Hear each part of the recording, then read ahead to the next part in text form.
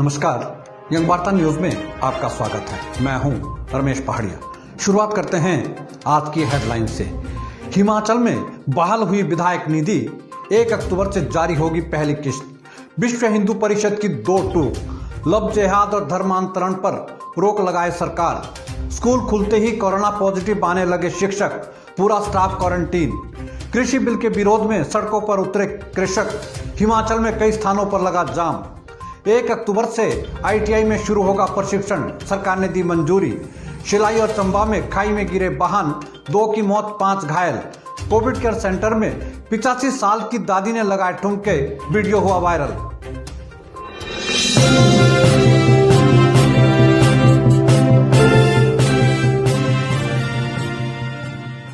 अब समाचार विस्तार से।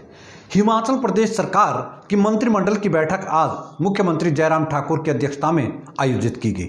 बैठक में कोविड के दौरान सीज की गई विधायक निधि को बहाल करने को हरी झंडी दी गई तथा सरकार ने फैसला लिया कि MLA फंड की 25 लाख की पहली किस्त अक्टूबर महीने में जारी की जाएगी, जबकि दूसरी किस्त पंचायती राज चुनाव के बाद रिलीज होगी। कैबिनेट में अटल टनल के उद्घाटन को लेकर भी हरी झंडी दी गई तथा मुख्यमंत्री ने तैयारियों को लेकर अधिकारियों व नेताओं को आदेश दिए। संसदीय कार्य मंत्री सुरेश भारद्वाज ने कहा कि अटल टनल के उद्घाटन का लाइव प्रसारण किया जाएगा। इसको लेकर सूचना जनसंपर्क विभाग की मार्फत सभी जिलों में बड़ी स्क्रीनें लगाई जाएगी। माननीय मुख्यमंत्री जी द्वारा विधायक क्षेत्रीय विकास निधि जो 50 लाख रिवाइव करने की जो घोषणा की थी, उसे मंत्रिमंडल द्वारा मंजूरी दी गई। 25 लाख उसमें अक्टूबर मास में जो है पहली किस्त के रूप में जो है दे दिया जाएगा। कृषि बिल के खिलाफ आज किसान सभा ने नालागढ़ में धरना प्रदर्शन किया। युवा कांग्रेस के बैनर तले दर्जनों किसानों ने रोष प्रदर्शन कर प्रधानमंत्री को ज्ञापन भेजा। प्रधानमंत्री को भेजे ज्ञापन में किसानों ने कहा कि यह बिल किसी भी सूरत में किसानों के हक में नहीं है।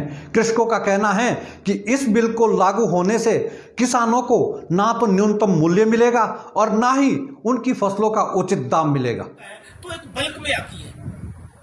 हम अपनी सारी फसल लेके किसी के पास गए, आगे व्यापारी की मर्जी है, उसको तो जरूरत है 2 क्विंटल की, हमारे पास है 10 क्विंटल, तो वो हमारी वो तो 2 ही क्विंटल खरीदेगा और वो 2 भी खरीदेगा, वो भी अपने मुंह मांगी कीमत पे वो हमें बताएगा कि हमको इतनी कीमत देंगे आपकी फसल की।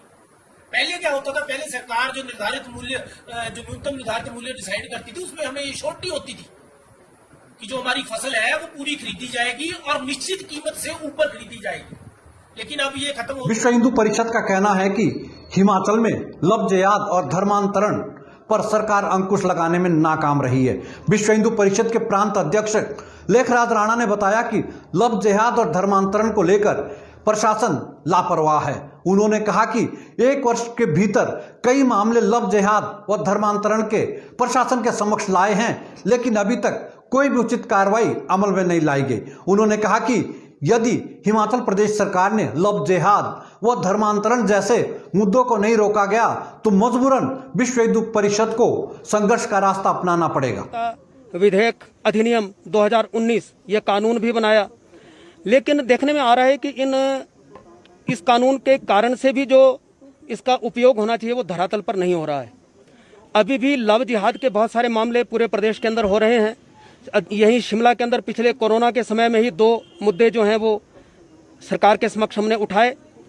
लड़की उनको धोखे से उनके साथ शादी कर ली, बाद में पता चलता है कि वो मुसलमान है। पहले अपनी पहचान छुपाई गई और बाद में जब उनको पता भी चलता है तो उनके साथ टॉर्चर। गुरु की नगरी पांवटा साहिब के बेहड़ेवाला में अमर शहीद बलबीर सिंह की शहादत पर आज पूर्व सैनिकों ने एक कार्यक्रम का आयोजन किया। इस मौके पर पूर्व सैनिक संगठन पांवटा व शिलाई के पूर्व सैनिकों ने शहीद की प्रतिमा पर माल्यार्पण किया। इस अवसर पर शहीद बलबीर के परिजन भी उपस्थित थे। पूर्व सैनिक संगठनों का कहना है कि जल्दी ही जिला के पांवटा साहिब में शहीद स्मारक बनाया जाएगा। कुल्लू जिला के मणिकरण घाटी में आज एक मकान धू धू कर जलने लगा। ग्रामीणों के मुताबिक शनिवार को सुबह आग उस वक्त लगी जब घर में कोई भी सदस्य मौजूद नहीं था। जब ग्रामीणों ने देखा कि गांव के एक मकान में आग लगी है तो उन्होंने अग्निशमन विभाग को सूचित किया, लेकिन जब तक अग्निशमन विभाग मौके पर पहुंचा घर पूरी तरह राख हो चुका था। गनीमत यह रही कि उस समय घर में कोई भी सदस्य मौजूद नहीं था। किसान बिल के विरोध में आज प्रदेश भर में किसान सड़कों पर उतरे हैं। एनएच बंद होने के चलते हिमाचल से लेकर पंजाब तक लंबा जाम देखा गया। बताते हैं कि पंजाब के मुकेरिया में किसानों ने पठानकोट जालंधर हाईवे को बंद कर दिया था, जिसके चलते कई किलोमीटर तक लंबा जाम देखा गया। इस जाम में हिमाचल के सैकड़ों सेब से लदे ट्रक भी फंसे रहे। तिब्बती समुदाय की मांगों को लेकर तिब्बती समुदाय का एक पैदल जत्था आज मनाली से दिल्ली के लिए रवाना हुआ। दिल्ली पहुंचने पर तिब्बती समुदाय के लोग प्रधानमंत्री नरेंद्र मोदी से मिलेंगे। तिब्बती समुदाय के लोगों ने मांग की है कि पंचेन लामा की रिहाई को लेकर प्रधानमंत्री नरेंद्र मोदी चीन से बात करें। तिब्बती समुदाय का कहना है कि वह मनाली से लेकर दिल्ली तक शांति मार्च निकाल रहे हैं। इस पर्पस में मनाली से दिल्ली तक ये पैदल यात्रा जा रहा है, तो भारत सरकार को मतलब ये है कि मैसेज है कि इनका साथ दे। तो हम तिब्बती भाई बहन जितना भी मतलब अपना विश्व में पैदा हुआ है सब मतलब इनके लिए दुआ मांग रहा है। इनका मतलब तीनों शर्त मतलब हो जाए। धन्यवाद। यही कहना। मैं विशाल ठाकुर, भारत तिब्बत फ्रेंडशिप एसोसिएशन का वाइस प्रेसिडेंट। आज हमारे तिब्बतन समुदाय के लोग जो कि मनाली से दिल्ली तक पीस मार्च के लिए चले हुए हैं, इनका जो ध्येय है इनकी बात देखिए, कोविड केयर सेंटर में 85 साल की दादी ने कहां लगाए ठुमके। शिलाई के बालीकोटी मार्ग पर खाई में गिरी गाड़ी, एक की मौत, 2 घायल। 250 करोड़ के बजट, फिर भी सुरक्षा कर्मियों को वेतन नहीं।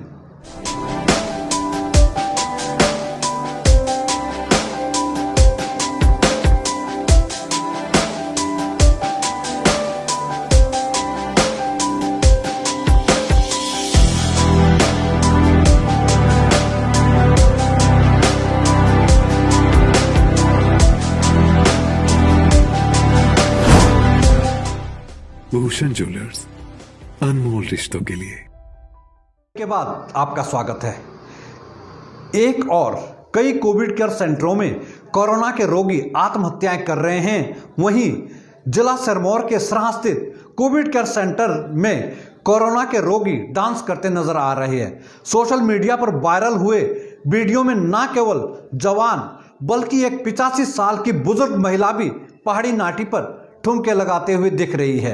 सरकार को चाहिए कि हिमाचल प्रदेश के जितने भी कोविड केयर अस्पताल है वहां पर इको फ्रेंडली माहौल दिया जाए ताकि कोविड के रोगी जल्दी स्वस्थ होकर अपने घरों को जा सके।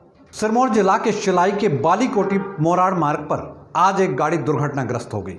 इस हादसे में एक व्यक्ति की मौके पर ही मौत हो गई, जबकि 2 लोग गंभीर रूप से घायल हुए हैं।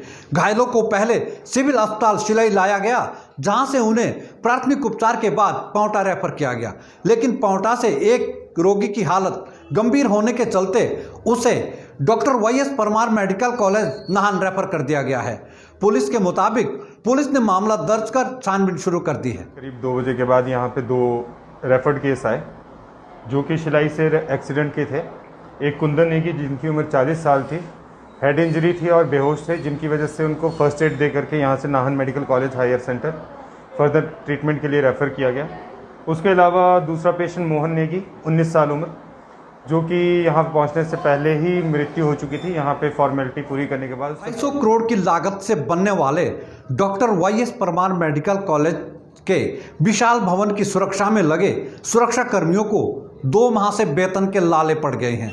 सुरक्षा कर्मियों का कहना है कि उन्हें 2 महीने से तनख्वाह नहीं मिली है, जिसके चलते परिवार का पालन पोषण करना मुश्किल हो रहा है। सुरक्षा कर्मियों का आरोप है कि अक्सर कंपनी द्वारा उनका वेतन काटा जाता है और जब वेतन कटौती की बात की जाती है तो उन्हें काम से निकालने की धमकी दी जाती है।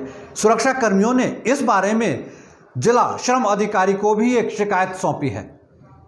लॉकडाउन पहले फरवरी के बहाने से, फिर अब जून के आई सर, तो उसके बाद हमारी जो सैलरी आई जून की, फिर हमारी 400 काट दी सर, फिर हमारी 11,600 आई सर। ना मैं यूएन नंबर, मेरे को ना मेरी बेसिक सैलरी बता रही है कितनी है कितनी नहीं। जब ये पूछते हैं बताएंगे सर यहाँ 1 ईयर से ऊपर हो गया जी सर, बस सैलरी नहीं आ रही थी सर हमारी पीछे से। सर वो बोलते हैं जब वो फ़ोन करते हैं सर, ना वो फ़ोन उठाते हैं सर हमारा, तो एक कंपनी वाले ये सब धमकी देते हैं हमें, फिर पैन काट देंगे ऐसा सर वैसा, वो सर फालतू बातें करते हैं हमारे सर। तो हम परेशान हो गए सर, हमारी फैमिली हमारे ऊपर डिपेंड है सर, हमारी मंथली नहीं आएगी तो हम जाएंगे कहाँ सर, तो ये बात है सर। आईपीएस कर्मचारी के खिलाफ हमीरपुर के आचार्य ब्राह्मण सुधार संगठन लामबंद हो गया है। आज आचार्य ब्राह्मण सुधार संगठन ने डीसी हमीरपुर को एक शिकायत सौंपी। डीसी को सौंपी शिकायत में संगठन का कहना है कि हमीरपुर में एक आईपीएस कर्मी ड्यूटी पर कम जाता है तथा पंडिताई का काम ज्यादा करता है, जबकि वह पंजीकृत आचार्य भी नहीं है। संगठन ने प्रशासन से मांग की है कि उक्त आईपीएस कर्मी के खिलाफ सख्त कार्रवाई अमल में लाई जाए। फोटो भी संलग्न है, वो अनेक प्रकार की चोरियां करता है, दूसरे जिले से काम करने के लिए पंडित लाता है, और कुछ कुमार एक आचार्य नहीं है, चोर है। हम चोरी कहेंगे, चोर को चोरी करते हुए जब पकड़ा हम चोरी कहेंगे। एसडीएम के सामने जब हमारी संस्था बनी तो हमने वहाँ भी चोरी बोला, और चोरों को इस काम करने के लिए लाता है। तो विभाग से हमारा महोदय से अनुरोध है। भाजपा महिला मोर्चा की बैठक आज जिला मुख्यालय नाहन में आयोजित की गई। भाजपा महिला मोर्चा की बैठक में आगामी पंचायती राज चुनाव व स्थानीय निकाय चुनाव को लेकर चर्चा की गई।